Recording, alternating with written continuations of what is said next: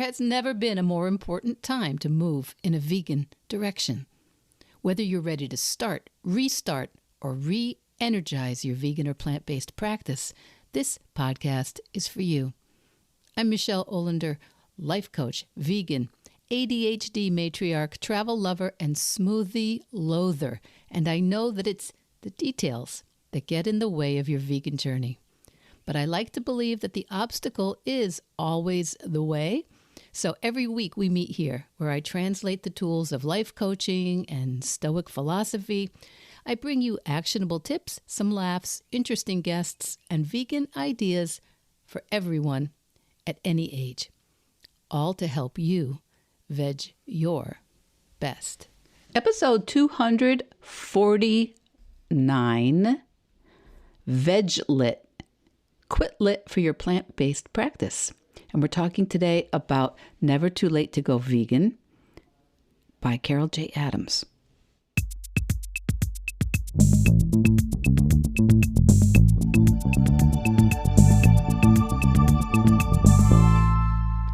Welcome back, my Veg Your Besties. You know, this series, I've been sitting on this series for a while. I'm calling it Vedge Lit, Quit Lit for your plant-based practice.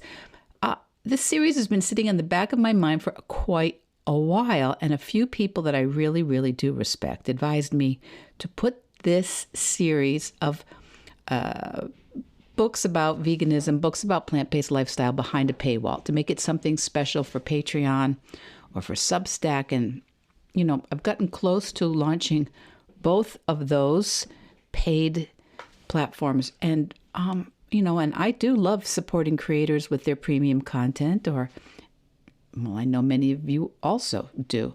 But whether you know me really, really well over these past 240 plus episodes, or if you're just finding me right now, you might not know that the work that I do here, that this podcast, my coaching, my writing, it's all been driven by the one core commitment to make sure that everyone out there feels seen and supported, that no one has to go on this road alone. Especially if you came to this plant-based or vegan idea, quote unquote, late in life. Late. Well, that's just a word, right? It's like, we were talking with Wojtek Veg last week about waste. And he said waste is just a human label. So same thing with being late, or something that's late in life. So if you never thought that this lifestyle, vegan, plant-based, vegetarian, if you never thought it was for you, if you have had one foot in and one foot out for a while, and if maybe you've gone vegan before and then taken a sabbatical, if you've been quietly consistent for years, but you're feeling stuck on your next step, whether that's as a business owner, as a creative, or an activist, or just the designated veg head in your family, or in your golf, I don't know how golf works, in your card foursome, I don't know. If in your group, in your community, then I want to keep you company. I want to be here with you to cheer you on. And that is what Veg Your Best has been for. It's a weekly podcast, but it's also a weekly practice. My practice, and if you listen most weeks, your practice. It's where we build this whole thing together week after week. And, it's reminding me, have you seen that? There's a meme. I should spend a lot less time on Instagram, but there's a meme which I think originates from TikTok. And it's, there's someone looking serene in a car, music playing, and the caption says something like, "Me driving home knowing I won't be invited to brunch there again, but at least they know that the bacon came from pigs that were gassed." So, it's kind of funny, also brutal. And if you're someone who's ever opened your mouth about animal agriculture in mixed company, you may know the feeling. You know what it's like to feel, to have that feeling of, dare I say, woke and aware and socially exiled at the same time. But that meme speaks to a certain moment on all our vegan journeys, our plant-based choices, the one where you've seen something and now you just can't unsee it. But the people around you, the people in this life path with you, still haven't seen it. And there's a tension. And that's part of why I wanted to start this series of books. And it's certainly why I started this podcast, because so many of us are caught in the middle. We know we want to show up somehow differently, but it's a new path and it's a new and unfamiliar practice. So I've wanted to talk more about some of the books that have made a difference to me on this path. And we're beginning today with a book that might as well have been the subtitle of the podcast, Never Too Late to Go Vegan, the Over 50 Guide to Adopting and Thriving on a Plant-Based Diet. And that's by 3 authors, Carol J. Adams, Patti Breitman, and Virginia Messina, registered dietitian. And Never Too Late to Go Vegan, I think this book for sure meets us where we are, especially if where we are is somewhere a little later in life. It's the book I wish I could hand to basically any person who's ever whispered to me at a party, I like your idea, Michele, I support you, but I couldn't change at this point. Because the premise of the book is for sure that our age, our experience, our stories are not obstacles, right? You know, that's one of the sub-themes of this podcast from the beginning too. The obstacle is the way. The obstacles are just indicator lights. They're the runway lights. This information is an asset when you know what's stopping you from doing what you want. And so this episode, this is the beginning of what I think could be a summer mini-series exploring some of the books that have been foundational for me. And if you have happy memories of summer reading programs at the local library, oh my gosh, this will speak to you. Vedge Lit. This is our little vegan corner of the Quit Lit universe, because what you leave behind, what you choose to forego, whether it's meat or dairy or self-doubt or the fear of being too late, this deserves its own kind of support. And what's more, you know, the skills you learn on this path will be useful in every aspect of your life on a daily basis. Ask me how I know. So for the first of this series, we're talking about Never Too Late to Go Vegan, the Over 50 Guide to Adopting and Thriving on a Plant-Based Diet. And as I said, the authors are Carol J. Adams, Patti Breitman, and Virginia Messina, registered dietitian. And let me tell you something that might surprise you from the outset. Carol J. Adams, the head author, one of the great philosophers about veganism of our time, she was not someone whose work I immediately resonated with. And I for sure knew of her. She's a foundational, iconic figure.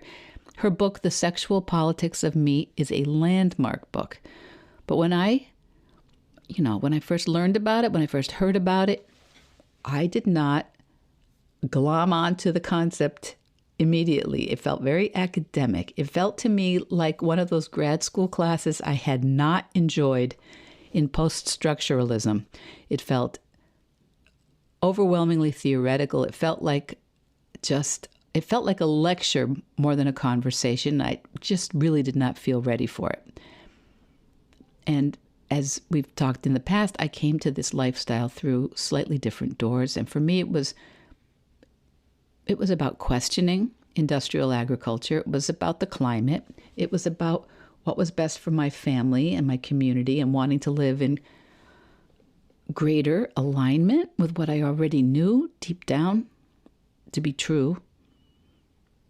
So when I first encountered the feminist theory, the intersection in Carol Adams's work of the philosophical frameworks, I respected them for sure, but they definitely did not land for me, not right away. But her book, Never Too Late to Go Vegan, was a different experience. And it was I would say it was a combination of being gentle and personal and having a conversation with not just Carol Adams, but with 3 extremely smart women who were not trying to convince me. They were simply meeting me exactly where I was. Adams, Breitman, Messina, they understand that at this point in life, we are not just making choices about lunch.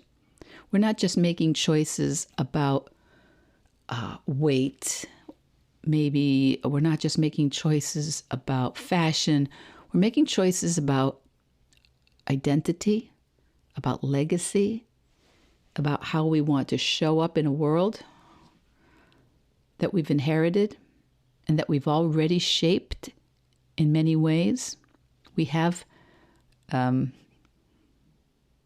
track record, and there is a lot of cognitive dissonance when we start to change our direction. And the authors know that you're not just at a certain age, you're not quite as gullible, and you are actively rethinking the role that you've played in the wider culture and how you want to show up in this next adventure. They know that going vegan later in life isn't just about being trendy, it's about being true. It's about making changes, not because those changes are easy or to be more acceptable, to please anyone else, but because it feels right and you want to please yourself. And one of the things that I just absolutely loved about the book is that it is written by these three women, each with a different lens. Carol J. Adams bringing her signature ethical and feminist framework, rigorous thought. Patti Breitman bringing such beautiful, practical, everyday, how do I make this work in real life wisdom. And Virginia Messina, Ginny, the registered dietitian who brings the evidence-based, no hype, grounded in reality, nutritional guidance. And in fact, when I reached out to Carol years ago about coming on the podcast, you know what she said? She said, I think you should get Ginny. Just that. And that tells you a lot, doesn't it? And Virginia Messina, theveganrd.com, did come on the podcast a while back. It is still such a frequently downloaded episode, and it's full of her thoughtful evidence-based expertise. And I hope you'll listen to that and follow Ginny on Instagram and look at her books. She has a lot of books, and I'll have a lot of this stuff in the show notes. But it is a reminder, the 3 points of view, these 3 women in Never Too Late to Go Vegan, it's a reminder that this lifestyle is about compassion and values and community, but it's also about the practice, how the rubber meets the road, if you will. Because when you're making a big change to your eating, especially if you're older or if you have a medical condition or you're taking care of someone with a medical condition or you take prescriptions or certain supplements, it's not the time to skip science. So let me say it clearly. Read the book, feel seen and inspired by these stories and the guidance, and then please do your research, okay? And the great thing about this book is there are a lot of websites in it. There are a lot of footnotes. There's a lot of places to learn further, resources in this book. And it really is one of the best resources out there if you're looking to prepare yourself before speaking with your doctor or a healthcare provider. It's very practical. It's very calm. It does not expect you to have already done all kinds of research in the area, and it's not full. This is so important. It's not full of these ideas of superfoods and miracle claims. Honestly, rant alert. Rant alert. I am super not happy about all the potion dealers and supplement hawkers and menopause marketers and perimenopause predators. Honestly, it feels today like the golden age of snake oil. And some of these folks are vegan or plant-based, and they say they are for now until they say they're something else. And you are getting a glimpse behind the scenes of my reluctance to partner with people. But what you need to know, if you're doing this with a grown-up's body and a grown-up's medical file, you want to use real information. And I think you're going to get a lot of great information, thoughtful information, not hyperbole and marketing information from Never Too Late to Go Vegan by Carol Adams, Breitman, and Messina. You know, I have a note here. People ask all the time if I take hormones, if I take supplements, etc., what kind of medications I take. And, you know, I don't really talk about it because, in general, what difference does it make? You have to do what's right for your health. And I don't want to distract you in any way by what I do or don't do. So in terms of these things, which are really, they really have consequences to your health, and you should be speaking to someone way, way above my pay grade. It doesn't make any difference what I have or what prescriptions I have. But I will say, do I take hormones? No. But there might be a good reason to at some point. I have no idea. Do I take supplements? Yes. I take a vegan multivitamin and I take extra B12. And do I tell you what brand or how much? I don't think I have ever mentioned the brands because, honestly, this is a distraction from you doing your research and being transparent and partnering with your healthcare provider or your registered dietitian. So I just want to zoom out for a second. One of the most powerful ideas, macro ideas, in Never Too Late to Go Vegan, and in this stage of life that many of us are in, is that you're not starting over. You're not starting over. You're starting from experience. You're starting with advantages. You've already made decisions much harder than this. You've already survived all kinds of awkward conversations. And you've already figured out what you can live without and what you never want to compromise again. That is a lot of strength. And this book really reinforced my opinion that it can be different in the second half or the third of life, not just intellectually for us, but emotionally and socially and interpersonally. And I know it's the algorithm, but it's not because of my hormones, the fact that I've gone through menopause, that I went through perimenopause earlier. That is one little slice of who I am. And it's just taking an outsized role in the world of social media and marketing and books and things people are trying to sell you. But what's really important is the idea of the third of life. It's not your hormones. It's who you are intellectually and emotionally and socially and interpersonally. And it reminded me that this idea of being late, it's just an idea about something that's simply now. You're not late. You're just here now. Because you didn't do something yet doesn't mean that you've missed any chances. It just means you're here. And I really, really recommend that you check out the work of Carol J. Adams on this topic. She is truly an important thinker. And no, you don't have to buy into every single challenging thought she offers, but I do believe that if you give yourself the opportunity to interact with some of her thoughts on veganism, you're going to really clarify your own personal thoughts. And then she has Patti Breitman and Virginia Messina to help you with all the implementation challenges. And I truly think it's an important work. I highly recommend you read it. Not necessarily from the beginning to the end without stopping, because the way the book's structured with those three authors is you can easily dip in and out of it. So this week, the book is Never Too Late to Go Vegan, The Over 50 Guide to Adopting and Thriving on a Plant-Based Diet by Carol J. Adams, Patti Breitman, and Virginia Messina. And I would love it if you would take 10 minutes, just 10, okay, 5, if 10 sounds impossible, and write down a couple ways, 3 ways maybe, that your current age, your current experience, your perspective now, how that actually gives you a unique advantage on your plant-based path. Because you've already probably practiced what your age and experience and perspective have done to complicate or to give you some disadvantages, but what are the advantages of your current situation? Maybe it's how influenced your family is by your choices. Maybe it's your discipline. Maybe it's your kitchen skills. Maybe it's your big picture thinking. Maybe it's your refusal to be pressured by fads. Maybe it's your sense of humor. Maybe it's your research skills.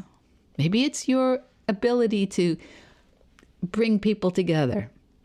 Maybe it's your ability to do things all on your own. Whatever it is, name it, own it, and start from it. And if you're open to sharing, I would really love to hear one of those things that come up for you. I'd love you to email me or DM me. And honestly, you do not have to be edited and polished. Bullet points? Check. Run-on sentences? Check. Forgetting that there's only one L in Michele? Okay. A little triggered, but you're forgiven. So, one quick note before we wrap. I mentioned Virginia Messina's website. That's theveganrd.com. And I often mention products, books, and tools here on the podcast, sometimes with the guests, sometimes because I've run into them. And I want you to know that to date, and as of this recording, I have not and do not accept affiliate commissions. I don't use affiliate links. I have never taken gifts or incentives to mention a company or product. So that's just something you really should know. When I recommend something, it's honestly because I genuinely use it or believe in it or am trying it, or because I think it might be something you want to look into to help you veg your best. And I'm not saying I'll never partner with a company or an individual in the future, but if it changes, you'll know clearly and directly. So for now, everything I mention on Veg Your Best is here because I think it's somehow useful. Full stop.